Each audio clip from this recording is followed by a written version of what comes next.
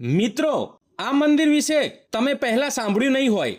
પેથાપુરના કોટફળી વિસ્તારમાં શ્રી રાધાવલ્લભ મંદિર આવેલું છે, જે આપણને વૃંદાવનના મંદિરોની યાદ અપાવે છે. આશરે 200 વર્ષ જૂનું આ મંદિર છે. એ વખતે સમગ્ર ગ્રામજનોએ લોકફળાથી આ ભવ્ય મંદિર બંધાવ્યું હતું. આ મંદિરમાં કલાત્મક કાષ્ઠકલા જોવા મળે છે.